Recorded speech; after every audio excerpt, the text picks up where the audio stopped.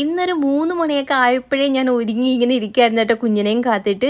അപ്പോൾ കുഞ്ഞിനൊരു 5 മണിയൊക്കെ ആയപ്പോഴേ വന്നു, ആൾ വന്നു. പിന്നെ കുളിച്ചൊരുങ്ങി ഫ്രഷായിട്ട് ഞങ്ങൾ അങ്ങനെ പുറത്ത് പോകാൻ ഇറങ്ങുകയാണ്. എങ്ങോട്ടാണ് പോകുന്നതെന്ന് വെച്ചാൽ നമ്മളിന്ന് അമ്പലത്തിലോട്ടാട്ടോ.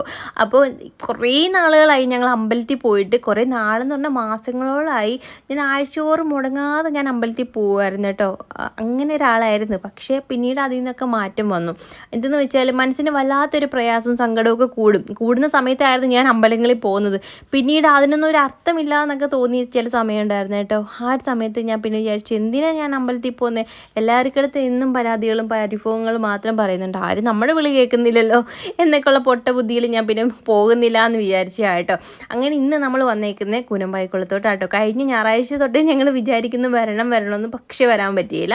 അങ്ങനെ ഇന്ന് വിചാരിച്ചിരുന്നു വൈകുന്നേരം ആകുമ്പോൾ നമുക്കിന്ന് പോകാമെന്നും പറഞ്ഞിട്ട് ഇങ്ങോട്ട് വന്നു കേട്ടോ. ഇവിടെ വന്നിട്ട് 2ാമത്തെ പ്രാവശ്യമാണ് ഞാൻ അമ്പലത്തിൽ വരുന്നത്.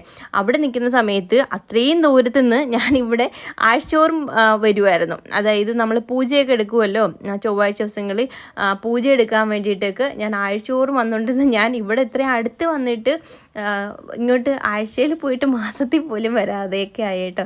അല്ലെങ്കിൽ നമ്മൾ അടുത്ത് മുറ്റത്തെ മുല്ലയ്ക്ക് മണമില്ല എന്ന് പറയുന്നത് പോലെ അടുത്ത് വരുമ്പോഴത്തേക്ക് നമുക്ക് അതിൻ്റെ രീതിയിൽ എന്തെങ്കിലുമൊക്കെ പ്രശ്നങ്ങൾ. പിന്നെ കുഞ്ഞിനും വയ്യാത്തതുകൊണ്ട് പിന്നെ നമ്മൾ അമ്പലങ്ങളിലൊന്നും അധികം ഞാൻ അങ്ങനെ പോവാറില്ല. ഇപ്പം ബസ്സിലൊന്നും നമുക്ക് അങ്ങനെ വരാൻ പറ്റത്തില്ലല്ലോ. അതുകൊണ്ട് ഞാൻ അടുത്തുള്ള അമ്പലങ്ങളിലേ പോകത്തുള്ളൂ, ഇങ്ങോട്ടൊന്നും വരുത്തേന്നില്ലായിരുന്നു കേട്ടോ. അങ്ങനെ ഇന്ന് ഞങ്ങൾ ഇവിടെ വന്ന് അമ്പലത്തിൽ വന്ന് തൊഴുത് പ്രാർത്ഥിച്ചൊക്കെ പിന്നെ കുറേ കഴിഞ്ഞപ്പോഴത്തേക്ക് ഇത് അവിടെ ഇരുന്നു കേട്ടോ. കുറച്ച് നേരം ഇരുന്നതിന് ശേഷമൊക്കെയാണ് ഇറങ്ങിയത്. അവിടെയൊക്കെ ഇരിക്കുമ്പോൾ ഭയങ്കര ഒരു മനസ്സമാധാനമല്ലേ നമ്മൾ അമ്പലത്തിലൊക്കെ പോയിരിക്കുമ്പോൾ. ഞാൻ ശരിക്കും പറഞ്ഞാൽ എനിക്ക് ഒരുപാട് സങ്കടം തോന്നിയ ഒരുപാട് നിമിഷങ്ങളുണ്ട്. ആ ഒരു സമയത്ത് ഞാൻ അമ്പലങ്ങളിലും പള്ളിയോ കേട്ടോ ഞാൻ ആശ്രയിച്ചിട്ടുള്ള. അമ്പലങ്ങളിലൊക്കെ പോയി കുറേ നേരം ഇരിക്കും. പിന്നെ അവിടെ നട അടച്ച് കഴിയുമ്പോൾ നമുക്ക് അവിടെ ഇരിക്കത്തില്ലല്ലോ, നമ്മൾ ഇങ്ങനെ വരും. പക്ഷേ പള്ളികളിലാണെങ്കിൽ അങ്ങനെയല്ല, ഞാൻ രാവിലെ പോയിട്ട് വൈകിട്ട് വന്നിട്ടുണ്ട്. അങ്ങനെയുള്ള സമയം വരെ ഉണ്ടായിട്ടുണ്ട്. ഫുൾ ടൈം അവിടെ ഇങ്ങനെ ഇരുന്ന് പ്രാർത്ഥിച്ച് മനസ്സിനകത്തുള്ള പ്രയാസങ്ങളൊക്കെ പറഞ്ഞ് അങ്ങനെ ഇരുന്നിട്ട് വന്നിട്ടുണ്ട് കേട്ടോ. അങ്ങനെ ഇതാ ഞങ്ങൾ അവിടെ നിന്ന് ഇറങ്ങിയതിന് ശേഷം നേരെ നമുക്ക് പുറത്തുനിന്ന് ഫുഡ് കഴിക്കാമെന്നും പറഞ്ഞിട്ടാട്ടോ ഇറങ്ങിയത്. മസാല ദോശയൊക്കെ കഴിച്ച് ചൂട് ഉഴുന്നുവടയൊക്കെ കഴിച്ച് നല്ല ബ്രൂഫ് കോഫിയൊക്കെ കുടിച്ചിട്ട് വരാമെന്നും പറഞ്ഞിട്ട് ഇറങ്ങി. നല്ല മഴയായിരുന്നു. മഴ പെയ്തിട്ട് ഒന്ന് ഇറങ്ങാൻ പോയിട്ട് ഒന്ന് തിരിയാൻ പോലും പറ്റാത്തൊരവസ്ഥയായിരുന്നു. ഫുള്ള് കറങ്ങുകയും ചെയ്തു. ഞങ്ങൾ ഫുഡ് കഴിക്കാമെന്നും പറഞ്ഞ് കറങ്ങി തിരിഞ്ഞ് അങ്ങ് ദൂരെയൊക്കെ പോയിട്ടാട്ടോ വന്നത്. നല്ല മഴയായിരുന്നു. അങ്ങനെ പിന്നെ വീട്ടിൽ വന്നിട്ട് നമ്മൾ ഫുഡ് ഓർഡർ ചെയ്തു. കുറേ കറങ്ങിയതുകൊണ്ട് സമയം കുറേ പോയിട്ടുണ്ടായിരുന്നു. നമ്മൾ ഇടിയപ്പവും കടലക്കറിയാട്ടോ. എൻ്റെ പൊന്നെ രക്ഷയില്ലാത്ത ടേസ്റ്റാട്ടോ. എനിക്ക് ഭയങ്കരമായിട്ട് ഇഷ്ടപ്പെട്ടു. കടലക്കറി സൂപ്പർ ടേസ്റ്റ്. നമ്മൾ ഇറച്ചിക്കറി കൂട്ടുന്ന ആ ഒരു ടേസ്റ്റ് ആട്ടോ. നല്ല തേങ്ങക്കൊത്തൊക്കെ ഇട്ടിട്ട് അടിപൊളിയായിട്ട് ഇരിക്കുമായിരുന്നു കേട്ടോ. നമ്മൾ ഈ നല്ല ഫുഡൊക്കെ കഴിക്കുമ്പോൾ നമ്മുടെ മനസ്സിനകത്ത് വല്ലാത്തൊരു സന്തോഷം തോന്നത്തില്ല. എനിക്കങ്ങനെ തോന്നാറുണ്ട് കേട്ടോ. അതുകൊണ്ട് തന്നെ നല്ല ഫുഡാണെങ്കിൽ ഞാൻ നല്ലതാണ് എന്നുള്ള രീതിയിൽ ഇപ്പോൾ ആരുണ്ടാക്കി തന്നാലും പറയാറുണ്ട്.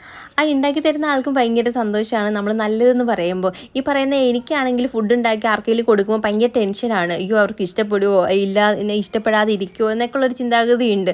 അപ്പോൾ അവർ ആസ്വദിച്ച് കഴിക്കുന്ന കാണുമ്പോൾ ഭയങ്കര സന്തോഷമാണ്. അതേപോലെ അത് കൊള്ളാമെന്ന് പറയുമ്പോഴേ അതിലേറെ സന്തോഷമാണ്. നിങ്ങൾക്ക് അങ്ങനെയാണോ ഇല്ലയോ എന്ന് കമൻറ്റ് ചെയ്യാൻ മറക്കരുത് കേട്ടോ. അങ്ങനെ ഇതാ ഫുഡെല്ലാം കഴിച്ച് കഴിഞ്ഞപ്പോഴത്തേക്ക് കുഞ്ഞിനിവിടെ കോഫി വേണമെന്ന് പറഞ്ഞു കേട്ടോ. അപ്പോൾ കോഫിക്ക് പാലിരിപ്പില്ല, ഞാൻ വെച്ച് കട്ടൻ കാപ്പി ഇടാം. അതിന് ഇൻസ്റ്റൻറ്റ് മറ്റേ കോഫി പൗഡർ ഇരിപ്പുണ്ടായിരുന്നു. അപ്പം കോഫി പൗഡറും കുറച്ച് പഞ്ചസാരയും കൂടെ ഒരു കപ്പിൽ ഒഴിച്ചിട്ട് നമ്മൾ ചൂട് വെള്ളം ആട്ടോ ഒഴിച്ച് കൊടുക്കുന്നത്. ഇങ്ങനെ ആക്കി എടുക്കുമ്പം തന്നെ കോഫി ആവും. വെള്ളം തിളപ്പിക്കാൻ വേണ്ടി നിൽക്കുന്നില്ല, നമ്മൾ വെള്ളം തിളച്ച വെള്ളം ഇരിപ്പുണ്ടായിരുന്നു. ഞാൻ കുറച്ച് മുന്നേ ആയിട്ട് ഓഫ് ചെയ്ത് വെച്ചത്. അതുകൊണ്ട് തന്നെ കുഞ്ഞൻ പറഞ്ഞതിൻ്റെ പിറകെ തന്നെ കാപ്പിയിട്ട് ഞാൻ കയ്യിലുകൊണ്ട് കൊടുത്തു കേട്ടോ. പിന്നീട് ഒരു കാര്യം എന്ന് വെച്ചാൽ സവിത സഞ്ജുവിൻ്റെ സിസ്റ്റർ മോളുടെ ഹൃതിക മോളുടെ ബർത്ത്ഡേ ആണ് മെയ് 20 പറഞ്ഞിട്ടുണ്ടായിരുന്നു. അപ്പോൾ നമ്മുടെ ഫാമിലിയുടെയും വിഷസ് അറിയിക്കുകയാണ്. ഹാപ്പി ബർത്ത്ഡേ മോള്. ഒരുപാട് വർഷങ്ങൾ ഇങ്ങനെ സന്തോഷം സമാധാനമായിട്ട് ദീർഘായുസ് നൽകി മോളെ ദൈവം അനുഗ്രഹിക്കണേ പ്രാർത്ഥിക്കുന്നു. അപ്പോൾ ഇത്രയൊക്കെയുള്ളൂ. ടാറ്റാ.